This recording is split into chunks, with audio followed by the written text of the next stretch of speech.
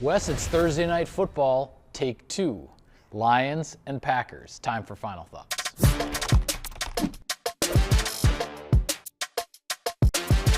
All right, Weston, what's at stake? Closing the gap with the Lions, the leader in the NFC right now. The Green Bay Packers, 2 games behind them in the NFC North. Everybody's talked about it, Mike. This is the most competitive division in football. The Green Bay Packers, with a win on Thursday, could get themselves within 1 game of the Lions and continue that push for a first-round bye. Absolutely, and this game essentially defines what you are playing for after you come back from the mini bye, the weekend off the Packers are going to get after these back-to-back Thursday games. Either you are still in the hunt for the NFC North title, or the division is pretty much out the window and you're playing for a wild card. So what scenario are you looking at? This game will tell you. Wes, who's heating up, presented by Aurora Heated Apparel? Quay Walker. I mean, you look at what he did last week, Mike, everybody's talking about it. He is playing some of his best ball as a member of the Green Bay Packers.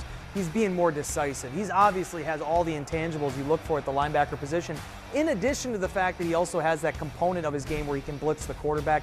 You saw how he came up so big in that 4th down stop against the Miami Dolphins. A few more plays like that could be critical for the Packers pulling out a win at Ford Field. Absolutely, and I'll go on the offensive side for this and say wide receiver Jayden Reed. He only touched the ball 4 times against the Miami Dolphins, but 2 of those were for touchdowns, and another one was a 23-yard run on an end around. Jayden Reed is, once again, he's looking like the playmaker who started out the season really hot for Green Bay.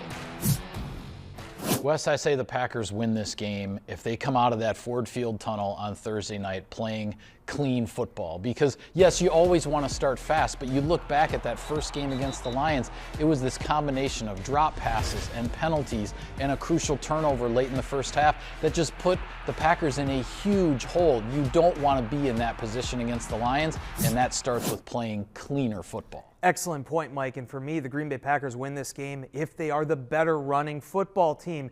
You're looking at 2 squads who have differing philosophies towards their backfield. Certainly Green Bay has some depth there, but Josh Jacobs drives that bus and has been playing really good football, closing in on yet another 1,000-yard season.